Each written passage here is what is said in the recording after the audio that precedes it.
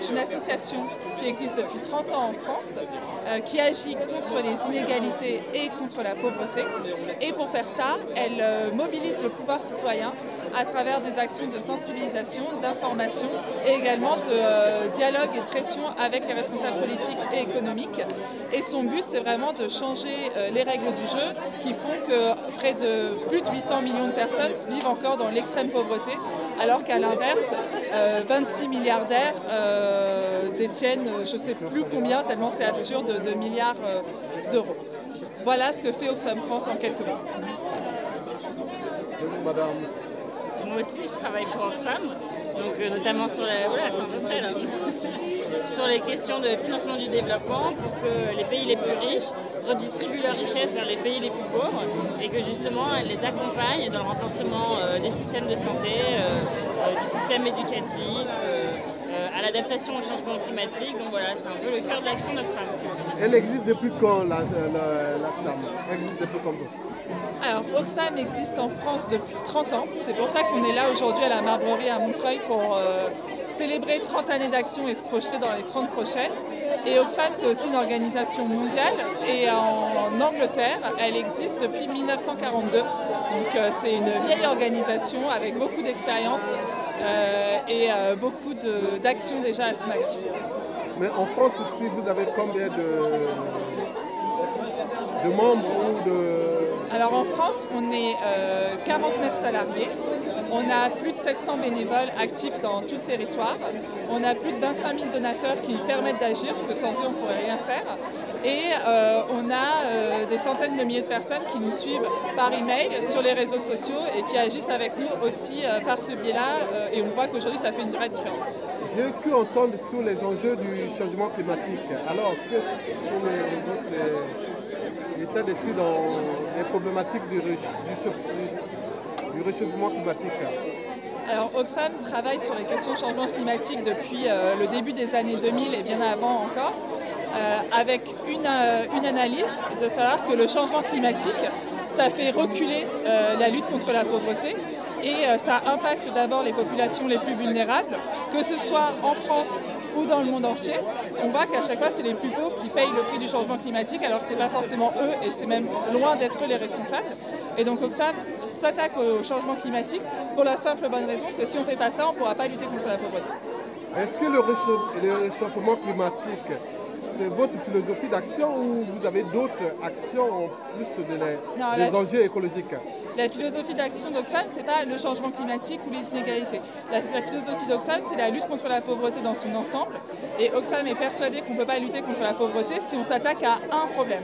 Oxfam s'attaque à l'ensemble du problème et c'est pour ça qu'on s'attaque au changement climatique, mais aussi aux inégalités de richesse, aussi à la question de justice fiscale, aussi à l'aide publique au développement sur laquelle travaille Sandra. Parce que pour nous, c'est un tout et qu'on ne prend pas par un biais, mais on encercle les causes dans leur ensemble. On nous signale que le modèle économique occidental tel qu'il fonctionne actuellement est fini. Il est dans l'impasse. L'enjeu est de repenser les cycles de vie énergie-matière, c'est-à-dire depuis l'exploitation des matières premières, au transport, à la consommation et au rejet dans l'environnement. Et quelle est votre philosophie dans ces nouveaux enjeux-là qui tiennent compte du développement durable? Est-ce que vous êtes dans le cadre du développement soutenable, tenant compte que nos besoins de consommation sont illimités, alors que les ressources nécessaires à ces besoins sont limitées? Comment l'Oxfam se positionne par rapport à ces combats? Oxfam, là-dessus, prône de toute manière une consommation responsable et éco-geste et notamment à travers ces magasins. C'est un exemple, ça peut paraître tout bête, mais Oxfam, depuis les années 70, prône la seconde main, met en place des magasins de seconde main, des charity shops qu'on appelle. Ça va paraître tout bête, ça peut paraître une goutte d'eau, mais c'est aussi dire on arrête d'acheter forcément que du neuf, on arrête de jeter, il y a des choses en bon état qui peuvent servir à des gens qui n'ont pas les moyens d'acheter du neuf aussi. L'éco-citoyenneté. Voilà, donc Oxfam est là-dessus et de toute manière, comme on dit, c'est un tout. C'est des actions citoyennes, c'est des actions au quotidien, c'est la façon de consommer, mais c'est aussi des actions politiques et beaucoup plus grandes, et c'est des choix politiques.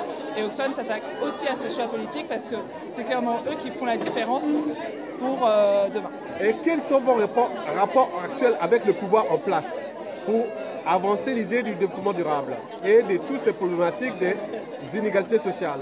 Oxfam fait depuis toujours pression sur tous les gouvernements à partir du moment où on considère que leurs choix politiques ne vont pas dans le bon sens.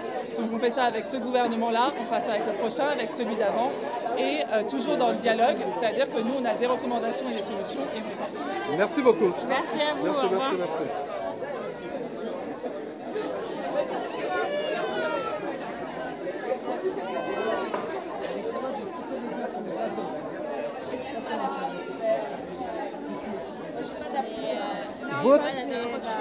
Votre idée sur la soirée. Pardon?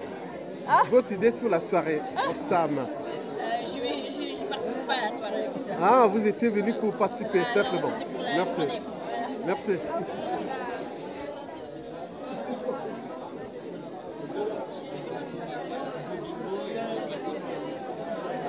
Vous étiez venu là pour Oxfam? Joyeux anniversaire Oxfam. Ah, d'accord. Et alors, que pensez-vous d'Oxfam? Que pensez-vous d'Oxfam? Que du bien. Que du bien. Que du bien. Et vous, madame? Et de l'action et de la radicalité. Voilà, d'accord. Ah, la radicalité, il faut relativiser un peu. Radicalité, ça veut dire aller à la racine des choses. Donc, c'est bien. D'accord. La radicalité peut être non violente. D'accord, c'est très bien. Merci beaucoup. À bientôt.